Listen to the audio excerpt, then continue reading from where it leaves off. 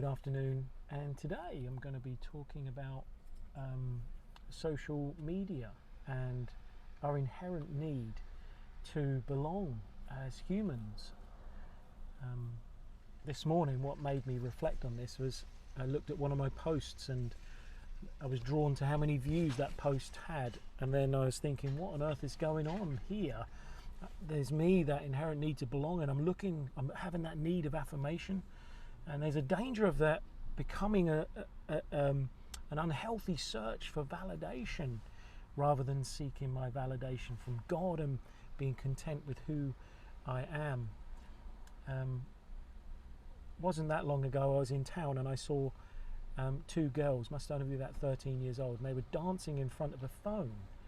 And I wasn't sure why they were doing it until I heard one of the girls, as they were walking off, talk about the fact that she's not got as many followers as she used to have on TikTok. Isn't it sad that that was the motivation to get more viewers, to get more followers on TikTok, motivated them to dance at the age of 13 in front of their phones? It is really, really sad, and I believe quite dangerous for these kids. And that's the culture that they're brought up in, isn't it? That culture of social media, of the way they engage with their community, the way they engage with their friends. They're able to share their own faces with filters normally, isn't it? Share their posts, share their talents, share their videos with others. And when that notification bell comes in, what's the first thing they do to see if they got likes or shares or clicks or follows or comments? And that can create a real roller coaster in their life, depending on how popular the post or picture is. Can make them feel less valued if they don't get as many clicks as other people. Can make them compare themselves to the coolest kid, the most prettiest girl, or the most handsome boy, or the most talented kid down the road who's got lots of clicks.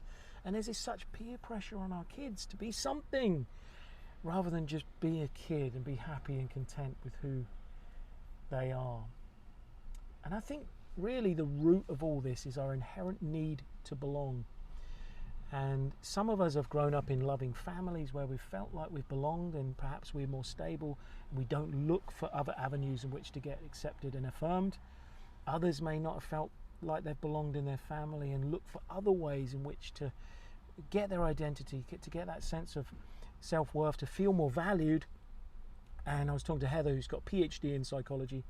I'm sure she would hate me saying that online, but I say it anyway, because she helped me with my dissertation, which had some psychology parts in. And part of the study was that because some people have a need to belong, if they haven't had that sense of belonging, they would reach for other things. Some of them would get involved in criminal activity, and some ultimately get involved in gangs because they felt like they belonged, even though it was an unhealthy relationship. Nonetheless, it was to them it was valid because it was that camaraderie. And we see other people, perhaps young kids, going into the army because they feel like they're among brothers and now sisters.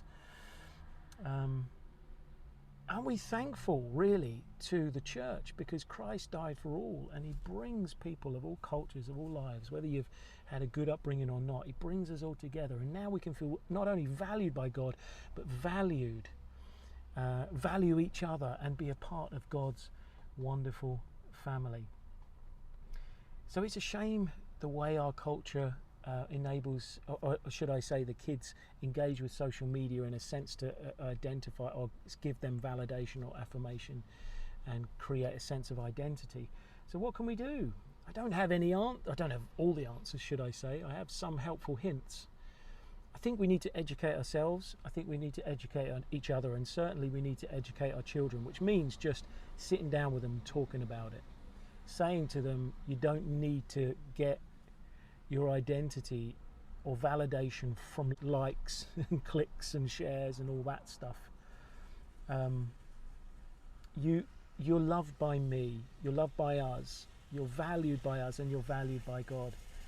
And just educating each other and your children's over this thing, which is really, really important. The other thing is to monitor the situation, monitor your kids. I don't mean follow them around everywhere, but just lovingly looking for opportunities to say, are you okay? How are you feeling at the moment? I've noticed that you're on social media a lot. And then just asking them questions. And a lot of the time kids are hurting. They might have something on their mind. They want something to share, but they might be really worried. I had something like that as a kid. I was really worried about sharing something with my parents. And you're just waiting for someone to say, "Are you okay?" Just monitor your children and just be there for them and just say, "Hey, how are you doing?" Giving them opportunity to share and talk with you. Another one is boundaries. We know that it's really important and a responsibility of a parent to create boundaries with children, especially with their phones, because if that's all they're doing, then I think we need to limit that. Because if we limit it, if we take the phones off them, then we can get them engaged in other things like reading a paper book. I wonder if you know what that is. I wonder if we'll know what that is in 50 years. I hope so. The lovely smell. And we know that kids do read paper books. Eloisa and Scout both read books. I'm sure there's other kids do it as well, and that's really encouraged to do that. But say, "Hey, do you want to come out for a walk?" "No!" And you say, "No, hold on. You are coming out for a walk with me. Go and grab your shoes." You know when they're out, they enjoy it, right? And to be in the woods or the forest or the fields, it gives an opportunity to be in nature, which is good for the soul, but also gives you an opportunity to engage with your children. I know Scout doesn't really want to go for a walk with me, but when we do, we have really good conversations. We talk about this stuff, which is important. It's not to say we have all the answers or we're trying to beat them over the head with anything. It's just an opportunity for them to educate themselves and us to educate ourselves with how kids are feeling at this moment, because we're a different generation, aren't we? So education, monitoring, boundaries, and here's a good one. Heather gave me this one as well. Good self-talk. You know, we have a tendency, don't we, to compare ourselves to others. The coolest kid or the prettiest girl or the prettiest boy. So therefore we use these tools, social media, to try and bring ourselves up to their level or whatever. It's just all a load of nonsense, really. You're loved by God. You're fearfully and wonderfully made. But because of that, see, there is a necessity to give ourselves a good talking to say, look, you know, I might not be conventionally as pretty as that man, but I am who I am. God made me this way. I might not be as talented as that person over there, but I have my own gifts that God wants me to use. And I also, not only good self-talk, but also good God talk, to be able to come and pray and remind yourself, like I did this morning. Say, okay, I was looking at views of my post. What's going on there? It's like, Lord, what's going on in me? I know I'm valued by you. I know I don't need to go and do that anymore. With your strength, I can be content as I am. And that's a good God talk there as well. So educate yourself, monitor each other, looking for opportunities to talk with each other. Create boundaries for yourself, fast from your phone, and create boundaries for your kids. And that creates an opportunity to do other things, which would be a real blessing. But also to give yourself a good talking to and to pray over these situations. But most of all, the reason why I wanted to reflect on this, although I haven't got all the answers, is just highlighting the issue so that both you and your children can talk over these things. And normally when you highlight them and keep them as a topic, then they won't be as bad as what they could be as if you left it and let it roll and become worse and worse and worse. So I hope that's really helpful. All right, bye.